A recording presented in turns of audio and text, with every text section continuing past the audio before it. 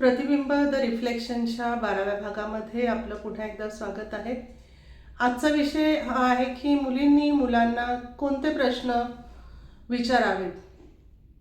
तर काही यादी मी तुम्हाला रेफरन्ससाठी देणार आहे की हे प्रश्न तुम्ही मुलांना लग्न ठरवण्याच्या आधी किंवा लग्नाची पसंती करण्यासाठी जेव्हा तुम्ही भेटता तेव्हा अगदी विचारायलाच पाहिजे. तर आपण सुरुवात करूया मुलाच्या शिक्षणापासून किंवा त्याच्या कामापासून, की मुलाचं शिक्षण काय झालेलं आहे हे प्रथमतः तुम्ही विचारणं अगदी गरजेचं आहे. त्यानंतर तो कामाला कुठे आहे हे अगदी महत्त्वाची गोष्ट आहे की तो कामाला कुठे आहे आणि तो किती कमवत आहे किंवा त्याचं प्रोग्रेशन कसं झालेलं आहे त्याच्या जॉबमध्ये आणि त्याच्या शिक्षणामध्ये हे तुम्ही विचारणं अगदी गरजेचं आहे की जेणेकरून तुम्हाला त्याची कर्तबगारपणा कळू शकतो आणि त्याचा फ्युचर कसं असणार आहे फायनान्शियली हे कळू शकतं.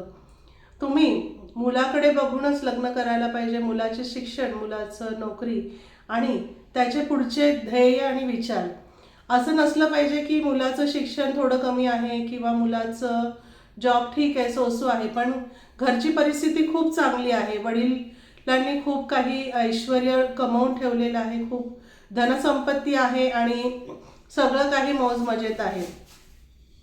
असा जर तुमचा विचार असेल की घरी खूप चांगलं आहे, सुबत्ता आहे, वडील खूप चांगल्या पोस्टवर होते किंवा आहेत आणि त्यांच्याकडे सगळ्या गोष्टी मुबलक आहेत, पण धनसंपत्ती आणि वडिलांची संपत्ती बघून मुलाला तुम्ही पसंती करू नये. तर मुलाची स्वकर्तबगारपणा असावा आणि सर्वात महत्त्वाची मराठीमध्ये म्हणतात की बाप कमाईपेक्षा आप कमाई ही खूप महत्त्वाची आहे, कारण जे काही आहे ते वडिलांचं आहे.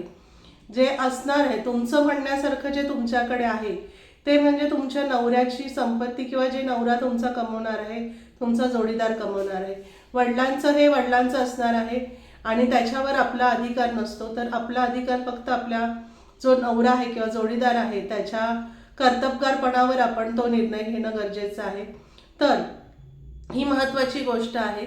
दुसरं की जेव्हा तुम्ही हे करत आहात तेव्हा तुम्हाला दुसरी गोष्ट फार महत्त्वाची विचारण्याची गरज आहे की मुलगा त्याचं स्वतःचं काही ओपिनियन असतं का, किंवा तो स्वतःचे डिसिजन स्वतः घेऊ शकतो का, तो किती सेल्फ कॉन्फिडन्स आहे, किंवा डिसिजन घेण्याची वेळ येते किंवा काही निर्णय घेण्याची वेळ येते तेव्हा तो स्वतः किती मेंटली स्ट्रॉंग ते डिसिजन घेऊ शकतो, किंवा तुम्ही लक्षात येईल तुमच्या की खरंच हा स्वतःचे डिसिजन स्वतः घेतो. कारण जेव्हा आपण डिसिजन घेण्याची क्षमता ठेवतो तेव्हा तो रिस्पॉन्सिबिलिटी घेण्याची ही क्षमता ठेवत असतो. म्हणून कोणताही मुलगा हा सेल्फ डिसिजन मेकर असला पाहिजे, त्याला तो कॉन्फिडन्स असला पाहिजे आपल्या डिसिजन मेकिंगमध्ये.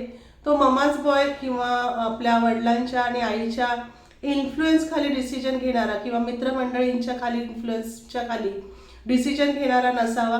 कारण याच्यानंतर जे तुम्हाला एकत्र आयुष्य घालवायचं आहे ते तुमच्या एकमेकांच्या कॉन्फिडन्सवर तुम्ही जगणार आहात. त्यामुळे तो डिसिजन मेकर असला पाहिजे, सेल्फ डिपेंडंट असला पाहिजे, तो कॉन्फिडंट असला पाहिजे स्वतःबद्दल आणि एकंदरच त्याच्या सर्व पर्सनॅलिटीबद्दल. त्याच्यानंतर सर्वात महत्त्वाचा प्रश्न तुम्हाला मुलींनाही आज विचारायचं आहे मुलांना की घरामध्ये त्याचं कॉन्ट्रीब्युशन काय असणार आहे, किंवा घरामध्ये तो किती मदत करणार आहे घरामध्ये, की फक्त तो जॉबलाच जाणार आहे, त्याचं फक्त जो नोकरी किंवा व्यवसाय जो काही तो करत आहे तेवढंच त्याचं कॉन्ट्रीब्युशन घरामध्ये असणार आहे का, की घरामध्ये तो तुम्हाला मशीन लावण्यामध्ये, मशीनमधून आलेले कपडे घडी घालण्यामध्ये, इस्त्री करण्यामध्ये, अगदी छोटे छोटे कामं झाडू मारणं किंवा स्वयंपाकामध्ये कटिंग करणं, चॉपिंग करणं, डिश व्यवस्थित ठेवणं, ह्या छोट्या छोट्या गोष्टींमध्येही तो मदत करणार आहे, की तो अगदी हातात पाण्याचा ग्लास अगदी पाहिजे असा ती व्यक्ती आहे का, किंवा निघालेला असताना कामाला रुमालही त्याला हातात पाहिजे, डब्बाही हातात पाहिजे असा तो आहे का. तर काय तो करणार आहे का घरामध्ये, त्याचं कॉन्ट्रीब्युशन किती असणार आहे हे खूप महत्त्वाचं आहे. कारण आजकाल तुम्हीही कामाला जाणार आहात आणि तोही कामाला जाणार आहे. त्यामुळे एकमेकांनी ह्या गोष्टींमध्येही साथ देणं गरजेचं आहे. जसं मुलींनी सगळं करणं हे मॅन्डेटरी समजलं जातं, तर आजकाल मुलीही मुलांपेक्षा कमी नाहीत. त्याही सगळ्या गोष्टी मुलांसारख्याच करत आहेत, बाहेरही बघत आहेत, घरात आहे. त्यामुळे मुलांनीही आपली जबाबदारी घरामध्ये देणं अगदी क्रमप्राप्त झालेलं आहे. त्यांना हे शिकून घेणं किंवा त्यांच्या आई वडिलांनी त्यांना योग्य वयात हे वळण लावणंही गरजेचं आहे. जसं मुलींना सांगितलं जातं की तुला स्वयंपाक बनवणं, घरातली कामं करणं हे शिकायला पाहिजे, तसंच मुलांना हे शिकवणं गरजेचं आहे. त्यामुळे हे पूर्वीच विचारून घ्या की त्याचं ह्याबद्दल काय मत आहे. त्याच्यानंतर तुम्हाला नंतरचा प्रश्न विचारायचा आहे की आई वडील किंवा त्याचं आई वडिलांबरोबर लग्नानंतर तो राहणार आहे का, किंवा त्यांनी काही वेगळा विचार केलेला आहे का. तर ह्याची क्लिअरिटी आधीपासूनच तुम्हाला असायला पाहिजे की जेणेकरून तुम्ही जेव्हा लग्नाचा डिसिजन घ्याल तर तुम्ही पूर्ण विचाराने घ्याल की राहायचं असेल तर तुम्हाला त्याप्रमाणे आपली मेंटॅलिटी तयार करता येईल, किंवा वेगळं राहणार असाल तर तसं तुमचं डिसिजन मेकिंग असलं पाहिजे. आणि एकमेकांना कसे सपोर्ट करणार आहात हे अगदी तुम्ही फ्रीली एकमेकांना विचारणं गरजेचं आहे.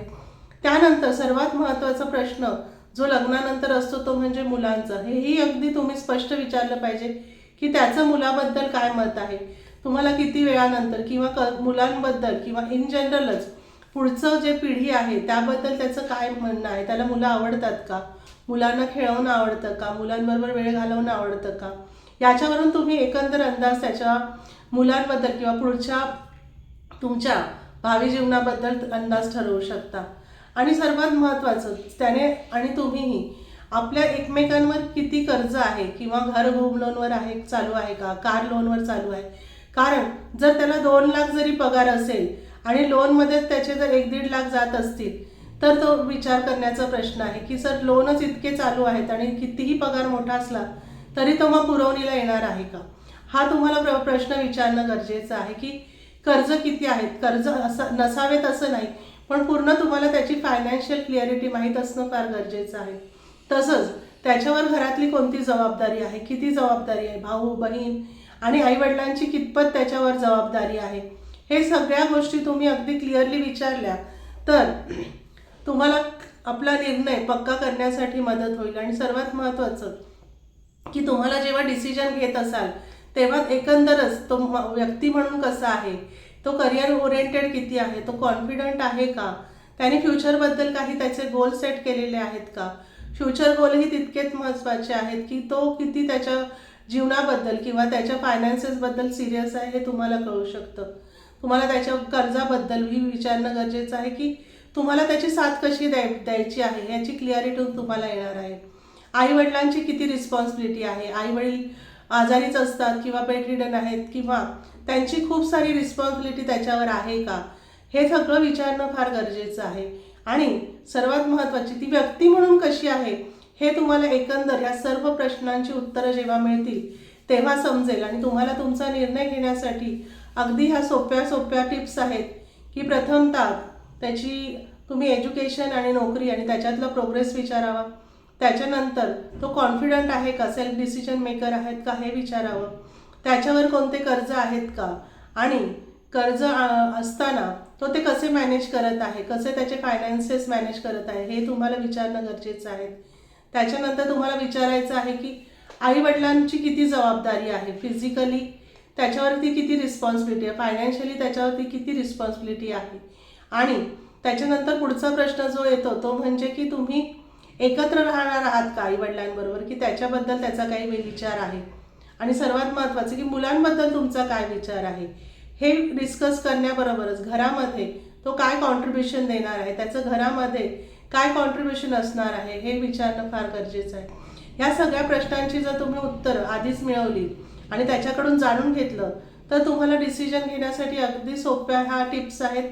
तर तुम्ही अगदी सहजपणे त्या व्यक्तीलाही जाणून घेऊ शकता, ती व्यक्ती कशी आहे हे तुम्हाला समजू शकेल, आणि तुम्ही ह्या व्यक्तीबरोबर संसार करू शकता का हेही अगदी तुम्हाला क्लिअरली समजू शकतात.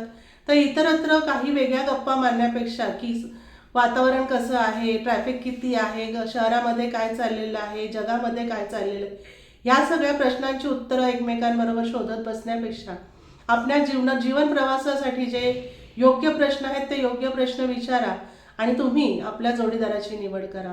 हे चॅनल जर तुम्हाला आवडत असेल तर नक्कीच याला सबस्क्राईब करा, लाईक करा आणि तुमचे कमेंट आमच्यापर्यंत येऊ द्या की जेणेकरून आम्हाला समजेल की तुम्हाला आमचं चॅनल आवडत आहे का. थँक्यू.